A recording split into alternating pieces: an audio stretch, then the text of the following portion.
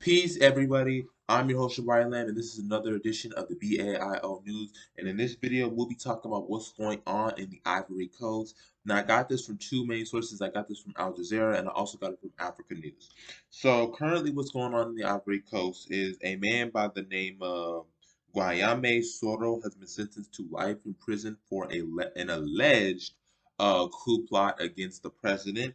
He was a former rebel chief in exile, and the coup, like I said, was against the president. The alleged coup was against his ally, President Alassane Ouattara. Um, and so he's the current president of the Ivory Coast. So the verdict was on Wednesday. So like I said, the president said it's going to be a term of life. His lawyers have previously condemned the charges as politically motivated and said there is no evidence, to show him that he was guilty, that he did any of this. Two other defendants, Soros's close associates, Soliman Kamagate and Afauzi Bamba received 20-year sentences. Two of Soro's brothers got 17 months in jail. They even went so far as to siege his assets and as well as shut down his movement, which was known as the Generations and Solidarities movement, and they said it was quote unquote being subversive. The ruling also ordered him to pay 1 billion CFA franc.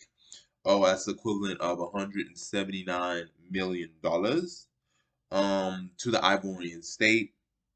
And of course, this has not gone well in the Ivory Coast. There's been a lot of tensions about this, especially considering that Soro is really popular among young people. And Ivory Coast, similar to Liberia, they are recovering from a civil war. Although they've recovered a little bit better, they are recovering from their two civil wars. So they had a first Ivorian Civil War and a second Ivorian Civil War. And one of the things that's really interesting about this is the president, like I said, was a close ally of Soro, and Soro was really the one that got him into power, that got rid of the previous president who refused to accept power. So it was his rebels that were the ones that was able to get the current president into power. And so um, Soro was charged with fomenting a civilian and military insurrection as he was planning to return to the country in December 2019.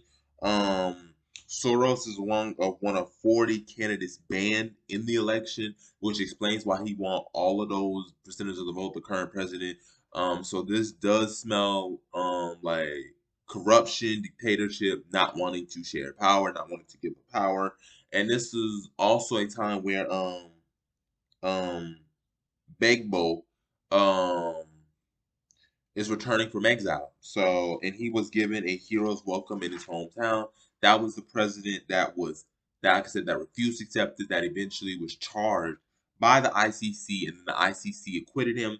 Bagbo deemed, the ICC biased and not serious. And so, all of this has been going on in the Ivory Coast. I hope that they can get everything stabilized. The president needs to go.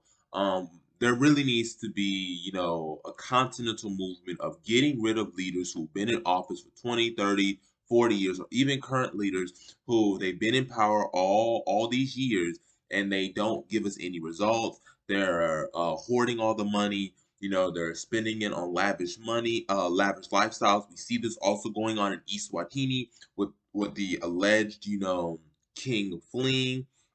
So really, this is sort of a sad and unfortunate, situation that this might be politically motivated. Now, if it's true, then yes, he needs to be put behind bars. But if this is a politically motivated stunt, this is not a good sign because basically the president is going to use this as an excuse to say everything against him is, a coup plot. And mind you, Ivory Coast did have a coup d'état in 1999.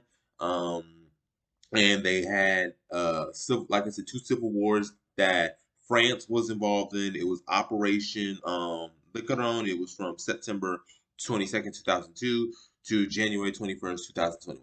So, you know, we're gonna keep eye on what's going on in the Ivory Coast. Like I said, the Ivory Coast is also the world's largest cocoa producer, which I really wish they would be able to manufacture that and turn it into actually finished chocolate.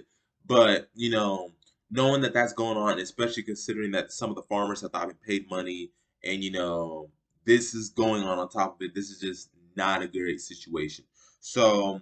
I hope that I want to bring awareness to this topic. Like, share, subscribe. Let me know what you guys think. Do you think this is a political ploy to get the opposition, to squash opposition? Do you think the president is right? Because we have seen coups fomented, created and carried out in recent times. Let me know what you guys think, and I'll get back to you, and I'll speak to y'all in the next video.